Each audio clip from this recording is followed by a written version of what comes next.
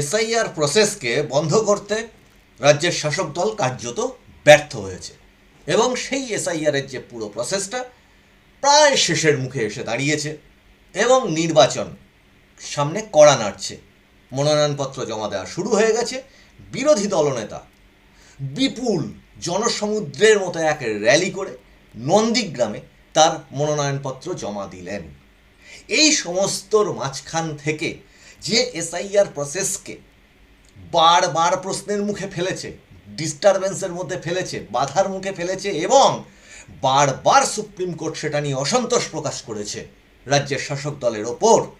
এমনকি পরবর্তীতে election process সেটা নিয়ে পর্যন্ত এই যে নির্বাচন কমিশনের এমসিসি লাগু হওয়ার পর যে সমস্ত অফিসার এবং আধিকারিকদের ট্রান্সফার করা নিয়ে কলকাতা হাইকোর্টে গত একটা মামলা করেছিলেন কল্যাণ বন্দ্যোপাধ্যায় রাজ্য সরকারের পক্ষ থেকে, সেই মামলা খারিজ করে সেই মামলাতে প্রধান বিচারপতি ডিভিশন বেঞ্চ প্রশ্ন তুলেছিল যে এটা বেআইনিটা ঠিক কী করেছে ইলেকশন কমিশন, আইনের বাইরে তারা ঠিক কী করেছে। আর আজকে আরও দুটো জনস্বার্থ মামলা, সেটা একজন অ্যাডভোকেট তাকে দিয়ে, জনৈক এক অ্যাডভোকেটকে দিয়ে করানো হয়েছে। কাজেই সেটা বলা যাচ্ছে না যে রাজ্য সরকারের তরফ থেকে করা হয়েছে, কিন্তু সেই অ্যাডভোকেট রাজ্য সরকারের সমস্ত ধরনের মামলাগুলিকে আজ পর্যন্ত লড়ে থাকেন বলে সূত্রের খবর। সে দুটোকেও খারিজ করে দেওয়া হয়েছে এবং কলকাতা হাইকোর্টের ডিভিশন বেঞ্চে জানিয়ে দিয়েছেন যে এটা তো একটা রুটিন নিয়ম, সরকারি চাকরির ক্ষেত্রে ট্রান্সফার হবে, এটা তো খুব স্বাভাবিক ব্যাপার। আর নির্বাচন কমিশনের বিভিন্ন নির্বাচনের ক্ষেত্রে এরকম ঘটনা হয়েই থাকে। কাজেই মামলাটি এবারে সরাসরি খারিজ করে দিয়েছেন কলকাতা হাইকোর্ট। কিন্তু এই যে লাগাতার চাপ সৃষ্টি, সেই লাগাতার চাপ সৃষ্টির জায়গাটা ঠিক কোন পর্যায়ে যেতে পারে সেটা আমরা গতকাল সন্ধ্যা থেকে রাত পর্যন্ত দেখেছি। সেই নিয়ে আমরা গত এপিসোডে বিভিন্ন রকমের প্রশ্ন তুলেছি। সেইগুলোর সাথে আজকে আবার সেই নির্বাচন কমিশন দপ্তরের সামনে বলা হচ্ছে তৃণমূলপন্থী বিএলওদের বিভিন্ন রকমের বিক্ষোভ আজকে আমরা দেখতে পেলাম, যার অংশবিশেষ আপনাদেরকে এক্ষুনি দেখাবো। সঙ্গে কিন্তু আরও বেশ কিছু প্রশ্ন, যে প্রশ্নগুলি রাজ্যের বিরোধী দল বিজেপি তার রাজ্য সভাপতি এবং রাজ্যের বিরোধী দলনেতা আজকে সিইও দপ্তরে গিয়ে তুলে আসলেন, যেটা নিয়ে আমরা এই মানুষের ভাষায় বারবার করে প্রশ্ন তুলেছি যে একজন সিটিং মুখ্যমন্ত্রী বিদায়ী কেয়ারটেকার হতে পারেন, কিন্তু তিনি লাগাতার একটি জনসভা থেকে মানুষ খেপানো, মানুষকে হুমকি দেওয়া, এই ধরনের কাজগুলো কিভাবে করতে পারেন? আমাদের ভারতীয় দণ্ডবিধিতে তার বিরুদ্ধে কেন ব্যবস্থা নেওয়া হচ্ছে না, বিশেষত যেখানে এমসিসি বা নির্বাচনী আচরণবিধি লাগু হয়ে আছে? ঠিক সেই জিনিসটা নিয়ে আজকে রাজ্যের বিরোধী দলের সভাপতি, বিজেপি রাজ্য সভাপতি শ্রমিক ভট্টাচার্য এবং শুভেন্দু অধিকারী তারা সিইও দপ্তরে গিয়ে অভিযোগ জানাতে গেছিলেন।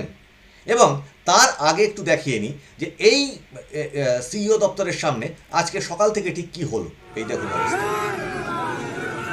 এটা IANS থেকে পোস্ট করা একটা ভিডিও।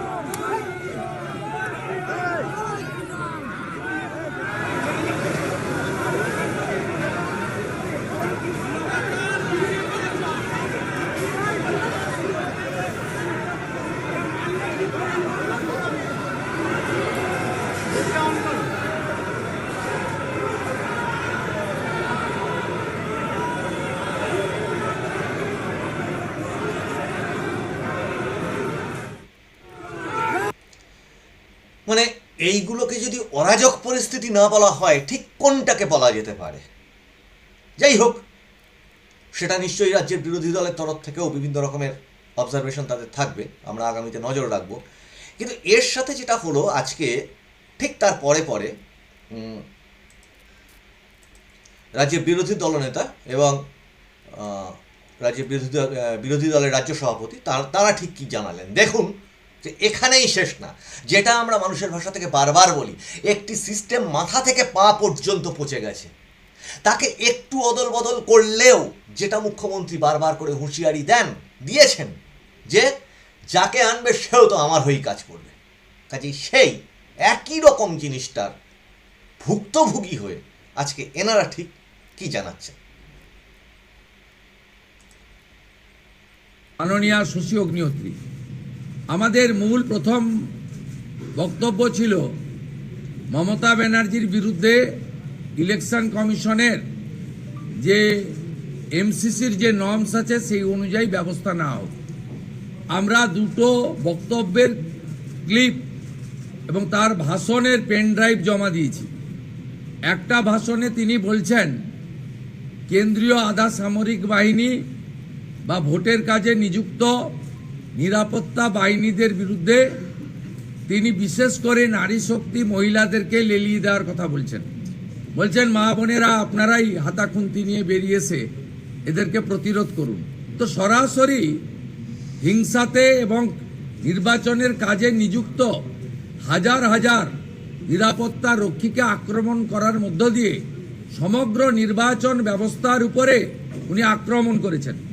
দ্বিতীয়ত বলছেন ভারতীয় জনতা পার্টির কর্মীরা আপনারা জেনে রাখুন 4 তারিখের পরে পোস্টার দিয়ে বলতে হবে যে আমি বিজেপি করি না। 2021 সালে পোস্ট পোল ভায়োলেন্সের নেতৃত্ব দেওয়া মমতা বন্দ্যোপাধ্যায় তিনি আবার নতুন করে বিশ্বের সর্ববৃহৎ রাজনৈতিক দল যারা দেশ চালাচ্ছে 21টা রাজ্য চালাচ্ছে এই রাজ্যের প্রধান এবং একমাত্র বিরোধী দল 2,33,00,000 মানুষের সমর্থন পাওয়া দল তার কর্মী সমর্থকদেরকে সরাসরি খুনের হুমকি দিচ্ছেন এই বক্তব্যের মধ্য দিয়ে। এবং মুখ্যমন্ত্রী তিনি এখনো কেয়ারটেকার হলেও মুখ্যমন্ত্রী আছেন, নির্বাচন বিধি চললেও তিনি নির্বাচিত মুখ্যমন্ত্রী আছেন, তার হাতে পুলিশ দপ্তর আছে, তাই কেন ব্যবস্থা নেওয়া হবে না? আমরা বিগত দিনে দেখেছি রাহুল সিনহা থেকে অভিজিৎ গাঙ্গুলি সকলের বক্তব্যের মিসকোট করে তৃণমূল অভিযোগ করলে আপনারা কাউকে 3 দিন, কাউকে 2 দিন, কাউকে 1 দিন নির্বাচন প্রচারে ব্যান করে দেন। মমতা ব্যানার্জিকে কেন আপনারা ব্যান করবেন না, ব্যবস্থা নেবেন না? তিনি কি আইনের ঊর্ধ্বে? এই প্রশ্ন এবং এই অভিযোগ নিয়ে আমরা মুখ্য নির্বাচন আধিকারিক মনোজ আগরওয়ালের কাছে প্রশ্ন রেখেছি, দাবিপত্র দিয়েছি। দ্বিতীয়ত আমরা কয়েকটা বিন্দু বলেছি যে আপনি চিফ সেক্রেটারি ডিজিপি আপনারা কিছু অর্ডার নামাচ্ছেন, সেই অর্ডার নিচে কার্যকর হচ্ছে না। Manoj Burma director of security তিনি কিভাবে সব রাস্তা বন্ধ করে দিচ্ছেন, মুখ্যমন্ত্রী এবং তার দলের অন্যান্য নেতাদের এখনও সেই আগের মতো জনগণকে কষ্ট দিয়ে হয়রানি দিয়ে তাদেরকে এই ডাইরেক্টর সিকিউরিটি গোটা রাজ্যে ঘুরে ঘুরে এই টেন্টেড মনোজ বার্মা হস্তক্ষেপ করছেন, এটা করতে পারেন না। যা করতে হবে ডিজিপি এবং হোম সেক্রেটারির মাধ্যমে, এটা আমরা বলেছি।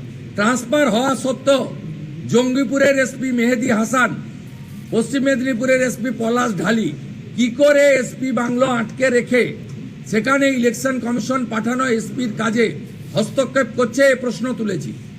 এসটিএফে বসে থাকা জাভেদ শামীম, আইবিতে বসে থাকা বিনীত গোয়েল কেন এখনো শ্রমিক ভট্টাচার্য, শুভেন্দু অধিকারী থেকে শুরু করে মন্ডল স্তরের বিজেপি কার্যকর্তার ফোন এবং লোকেশন ট্র্যাক করছে? সে অভিযোগ আমরা দিয়েছি, আমাদের কাছেও পাল্টা তথ্য প্রমাণ আছে। অবিলম্বে সিআইডি, এসটিএফ, আইবি এবং ডাইরেক্টর অফ সিকিউরিটিতে ইলেকশন কমিশনের হস্তক্ষেপ আমরা দাবি করেছি। এমসিসি চলাকালীন পশ্চিম মেদিনীপুর, পশ্চিম পাঁশকুড়ার বিজেপি প্রার্থী সিন্টু সেনাপতিকে সিআইডি ডাকে কিভাবে? জেলে থাকাকালীন বিজেপি নেতা রাকেশ সিং এর বিরুদ্ধে হেয়ার স্ট্রিট থানায় 25 মার্চ মামলা হয় কি করে? এই প্রশ্নগুলো আমরা তুলেছি। তার সাথে সাথে মাননীয় রাজ্য সভাপতি সল্টলেকে এমন 25-30 জন ভোটারের নাম দিয়েছেন যাদের অস্তিত্ব নেই, অথচ তারা 7 নম্বর ফর্ম জমা দেওয়া সত্ত্বেও ভোটার তালিকায় রয়ে গেছে। এই বিষয়ে প্রামাণ্য এবং তথ্য একটি বিশেষ সম্প্রদায়ের ধর্মীয় আস্তানা থেকে তাদের নাম রাখা হয়েছে, সেটা ডিটেলসে ডকুমেন্ট সহ উনি 4টের সময় আপনাদের দেবেন। আর ফর্ম 6 নিয়ে তৃণমূল যে মিথ্যাচার করে গেছে তার উত্তর শিশির বাজরিয়াজি আজকে তথ্য প্রমাণ সহ আমাদের নির্বাচন আধিকারিককে দিয়ে গেছে। এই ছিল মূল আমাদের বিষয়। আপনারা শুনলেন পুরো বিষয়টা। এবার শ্রমিক ভট্টাচার্য মহাশয় ঠিক এই বিষয়গুলোর ওপরে কি জানবেন? वो शुभेंदु अधिकारी बोल दिया 4 बजे जो बोल रहे हैं बोलो अभी नहीं वो 4 बजे आओ प्लीज। अभिषेक भी कल यहाँ पर आए थे, उन्होंने ज्ञानेश कुमार के ऊपर भी आरोप लगाया। अरे जितना भी यानी आरोप लगाना है लगा लीजिए, सुप्रीम कोर्ट में चले गए, हमारा उसमें कोई लेना देना नहीं है। हम जो फॉर्म 7 दाखिल किया है उसको सुनवाई होना चाहिए। बिना एसआईआर का चुनाव नहीं होगा। No SIR no vote.